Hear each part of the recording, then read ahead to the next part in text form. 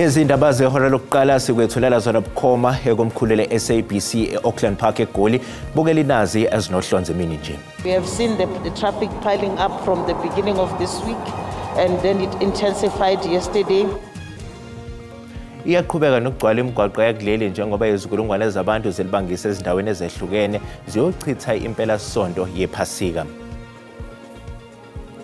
We still believe that procedurally the process was not followed in terms of the Money Bills and other related Amendment Procedures Act of 2009. Okhulumela iEFF usinawo uthamba uthi amaqembu ezombusazwe afana neBill 1 South Africa ayazikhohlisa uma ecabanga ukuthi intela yempahla ethengwayo ngeke inyuse ngo-0.5% ngoNhlaba.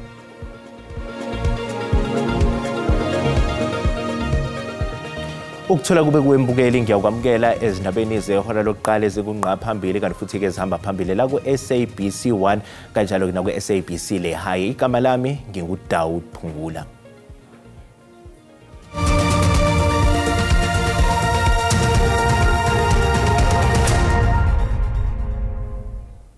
Iphinde likaMengameli we-ANC uPaul Mashatile lihambele ibandla le-Assemblies of God eThabanchu Free State ukuyoba ingxenye yenkonzo yephasika namalungu omphakathi.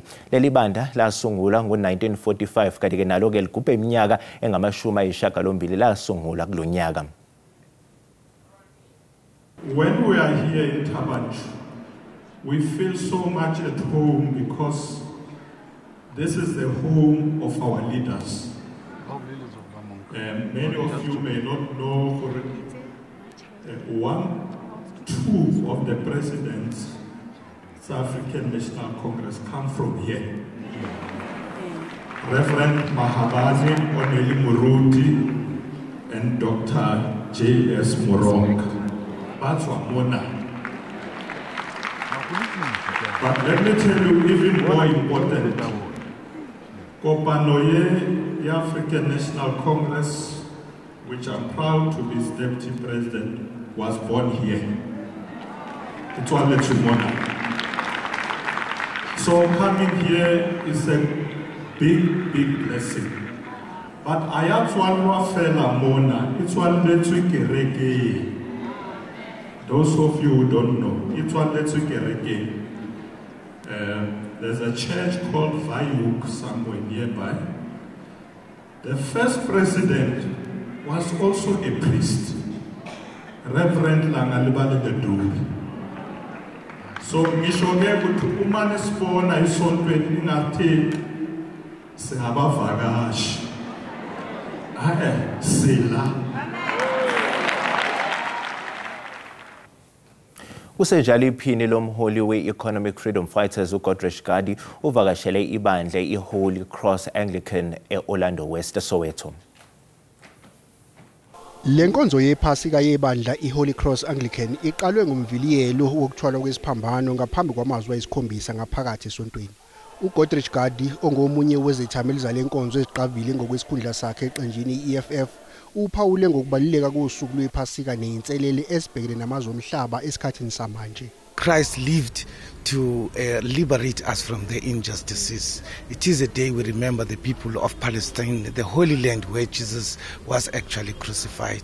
It is the day we remember all the people who suffered from a genocidal act of other nations, the Jews themselves, whom we do not expect to do unto the people of Palestine what they actually went through themselves in the 1940s. Kanti ezindabeni ezithinta uhulumeni nokubuswa kwezwe uGadi uthi basibheke ngeso lokhuzi isimo esiqhubeka kuhulumeni weGNU okubukeka sengathi uneyinselele ezomdonsiswano phakathi kweANC neDA. iEFF imile kwelokuthi ngeke ivume ukuba ingxenye yohulumeni wobumbano uma iANC ingazimisele ngokulaxaza amaqembu okubalwa kuwo iDA kanye neFreedom Front Plus. We've had a meeting with the EFF and with the ANC, and we issued a statement last week, and we are very transparent and open about it, and we have told the ANC on its face that, look, either you are with them or with us, but not both of us. And it stands there, and we shall stand by it. It's either they go for the African black progressive or they choose to sleep in bed with the white racist and murderers, apartheid murderers who actually killed our people in those times. Undunankulu waKwaZulu-Natal uThami Ntuli nabanye abaholi bezombusazwe bahlanganyele namabandla ehlukene eThekwini njengoba kuqala impelasonto yephasika. uNtuli uthe kubalulekile ukuba amakholo ekhuleke ukuthi ke lelizwe likwazi ukuqeda inkinga yodlame oluyamene nobulili kuleli. I know that as government we are doing everything and the police are doing everything, in particular in the province of KwaZulu-Natal. Police are doing good work as led by Provincial Commissioner Mkhwanazi. But the scourge of the violence perpetrated against women and children is still continuing. And it's important that as the church, we pray and we also communicate a message in the church and outside that we all need to stand together against the scourge which is perpetrated against women and children, including crime in general, because it has a negative effect not only in the economy but in our lives. Ukhomishana wamaphoyisa esifundazweni eLimpopo Lieutenant General Thembi Hadebe uthi baqaphe konke okwenzeka esifundazweni eLimpopo njengoba ibandla iZCC lizobe libambe inkonzo yephasika yokuqala selokwaba neCovid-19. Usenjalo nakwezinye izifundazwe kuqinisekiswa ukuthi abekho abephula umthetho. We checked tires, the fitness of the vehicle, everything, wipers, they're up to date. So everything, our taxis are up to standard.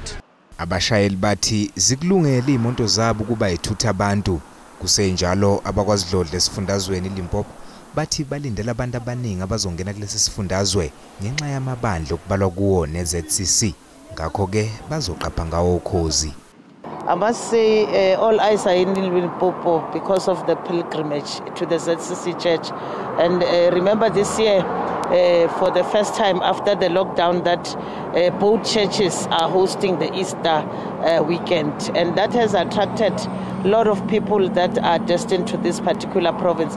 We have seen the traffic piling up from the beginning of this week, and then it intensified yesterday. Esifundazweni Northwest kuzoqinisekiswa nokuthi labo abahamba ngeenyawo eduze nemigwaqo bayaphepha. For now, we look into also the pedestrians, which is our biggest challenge. Our biggest rate of fatalities currently are pedestrians. Abagibeli bathi akungaqishwa imithwalo eminingi ezimontweni njengoba ingasibaphazamisa abashayeli futhi nabo abashayeli bengawadla amponjwana. Kuze sifike sikhuselekile funeka imithwalo ingabi imininzi. Imithwalo ilingane into ba udriver abe akwazi ubona tontoni. Iphathimandla zomthetho zifunge zagomela ngokuthi izobhekana ngqo neyiphula umthetho. Inkampani yamabhasi iPATCO ithi konke kuhamba kahle ke emabhasini nayo alibhekise ephasikeni eMoriya eLimpopo kulempela sonto. Iziphathimandla zale nkampani zithi kukhishwa amabhasi alenganiselwe emakhulwini amahlanu ukuze athuthe abazalwane bebandla iZion Christian Church. Seni kube usuku lwenjabulo kwabaningi abebengakwazi ukuvakashela indawo yabo ingcwele eMoriya ngenxa yobhubhane lwe-COVID-19. iSABC inqatshelwe ithuba lokukhuluma namalunga leli bandla. Amabhasi iPATCO angaphezulu kwamakhulu amahlanu alibhekise eMoriya aqale ukusuka ezifundeni eziningi zaseGauteng naseMpumalanga ngentathakusa yanamhlanje. What we've done is that we've been calling our stakeholders in terms of road safety to our depots, and they have been workshopping our drivers that will be taking this Moriya route. What they've reminded them on is refresh them in terms of safety, they've refreshed them in terms of defensive driving, and just some basic stuff like fatigue management, as well as just to be vigilant on the road and observe the rules of the road. Uxolo uthi phambilini lenkampani ibikhipha amabhasi ngamakhulu ayisishiyagalombili nokho kulonyaka lomsebenzi uzoqhubeka ngesigaba uphinde waveza ukuthi sekunentuthuko enkulu kwezobuchwepheshe emabhasini abo. We've put buses, spare buses along the route to make sure that in any eventuality or in any incident, we're able to respond swiftly and ensure continuity for congregants to not even wait for more than 30 minutes. Amabhasi kulindeleke ukuthi abuye eLimpopo ngomsombuluko. Kusenjalo iRoad Traffic Management Corporation inxusa abathutha umphakathi ukuthi baqinisekise ukuthi izimoto zabo nabashayeli bayayithobela imithetho ezokuphepha emgwaqweni. Bukeleke sisathi qhu ezitolo kanti uma sibuya sizokuphathela uWT.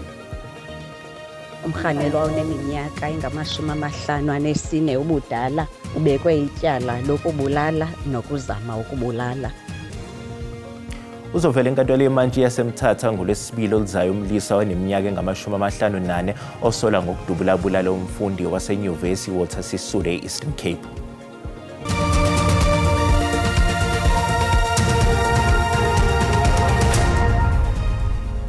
Asekubingelele sikwamukela uma ngabe usanda ngena odabeni oluphambili besibika ukuthi abaholi bezombusazwe bahambela amabandla ahlukene namhlanje njengoba kuyiphasika.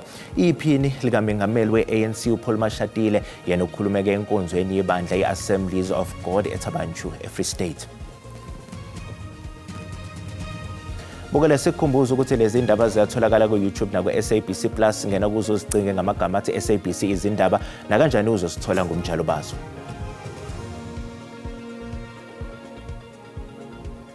Sebeyisithupha abantu abashonile ngesikhathi kushayisana amahlanzi izimoto ku-N4 phakathi kweBelfast neMachado Dorp eMpumalanga.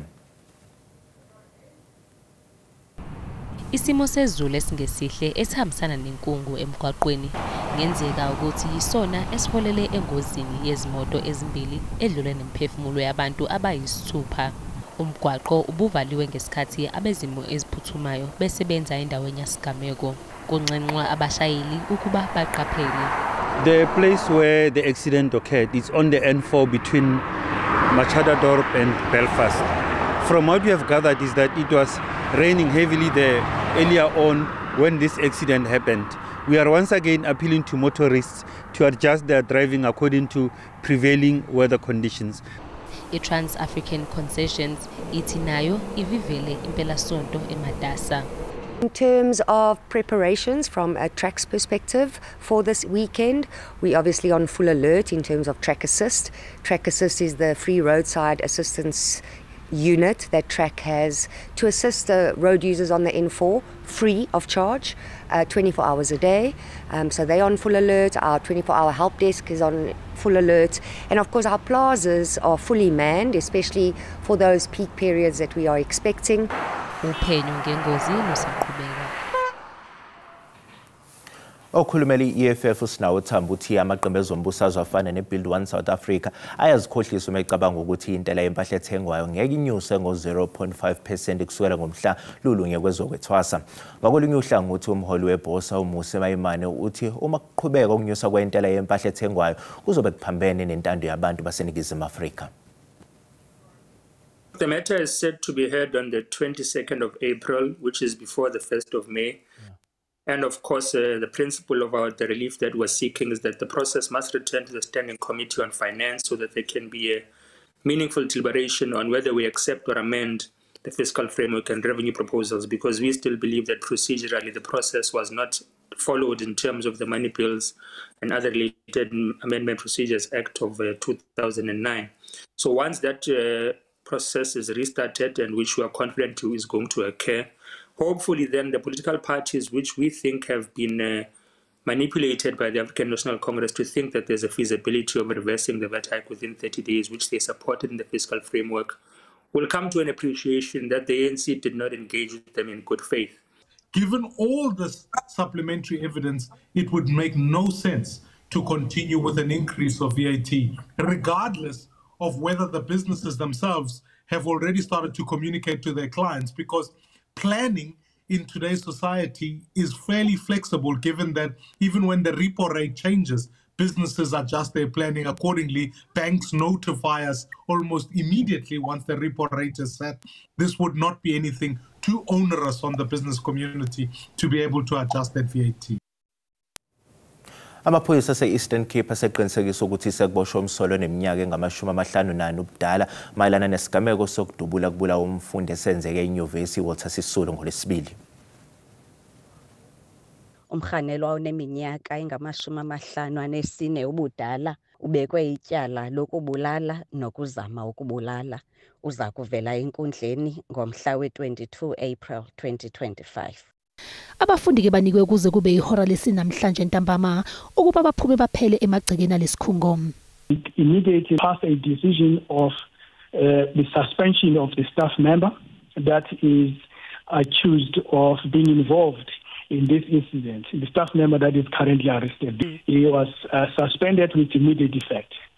And secondly, the council agreed and passed the decision to remove the security company that was in conflict with students, student demanding that it must be out with immediate effect. That has since happened. Ungqongqoshe wemfundo ephakeme uDokotela Nobuhle Nkabane uvakashele umndeni umfundo wadutshulwa wabulawa.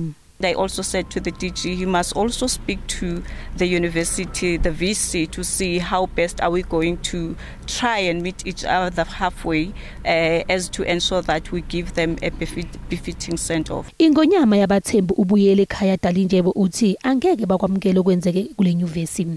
Sidikiwe ngabantu abango trigger happy basuke badubule nanini xa beva bethanda ngongathi badubula intaka. Sithi kubo nezilwanyana kule mihla sikuyo zinamalungelo kukangakanani xa abantwana besikolo becela amalungelo wabo. Ibhodi ke lengamele amanyuvesi Yusuf lithi likhathazekile ngembhikisho yabafundi ephenduka ibe nodlame. Ofakazi abethula ubufakazi babe ecaleni ebelibhekene nomfundisi uTimothy Omothoso bathi basasongelwa izwe lomfundisi etholwe nginaqala. Abanye besifazana babengofakazi batshela bezindaba ukuthi basafuna ubulungiswa. Isinqumo sejaji kuleli cala sithole ukugxekwa izikhungo ezehlukene kuphinde kwasolwa abashushisi ngokwenza umsebenzi ongagculisi. Ababengofakazi batshele izindaba ukuthi bazizwa kanjani ngalesi sinqumo. We did have hope going into the courtroom, right? Because we felt that we had done enough, just because maybe on our end we had given our all. We had given everything that we had to offer as the witnesses. So we felt that that was enough on our end. Knowing that you gave it your all, having to step into the courtroom, and now it seems as though it's all for nothing. But like I said earlier, he might think he has won, but he actually hasn't. Ababengofakazi batshele izindaba ukuthi bazizwa kanjani ngalesi nqumo, baphinde baveza ukuthi basasongelwa. Kusenjalo izinhlangano ezivikela umthethosisekelo wezwe namalungelo abantu sezivule uphenyo ngokwenzeke kuleli cala. Where we are right now, really, I wouldn't advise anyone at this point to try the system until we investigate the system, until we have a response from government that says we are rectifying this thing and we see it being rectified. Inkantolo ephakeme yaseWestern Cape ehlele Saldanha Bay inqumo ukuthi singasetshenziswa izincwadi ezifungelwe zabasolwa ababili ecaleni lokuthunjwa kwentombazanyana uJoshlan Smith. Ngemuva kokulalela ubufakazi obethulwe esicelweni sabasolwa ababili, ijaji uNathan Erasmus linqumo ukuthi izincwadi zabe zifungelwe zingasetshenziswa kuleli cala. Having regard to the evidence led for the admissibility of the statement made by Mr. Apollos to Colonel Pretorius on the 5th of March 2024, I rule that the statement can be admitted into evidence and be used as evidence in the main trial. Lezi statements ezifungelwe sikhombisa ukuthi abasolwa bobathathu babandakanyeka kuleli cala nokubukeka kuhambisana nobufakazi obethula uLaurentia Lombard. You will have noted that I've not referred to these statements either as confessions or as admissions. I do that deliberately. As I do not want to create the impression that I've prejudged the issue. Kulindeleke ukuba liqhubeke ngolwesibili lelicala ukuze umbuso ukwazi ukucacisa ngenqubekela phambili yecala kuze kube imanje uJoshlin Smith akakaza atholakale. Bukela umhlahlo wesimo sezulu uyalandela emva kwekhefu.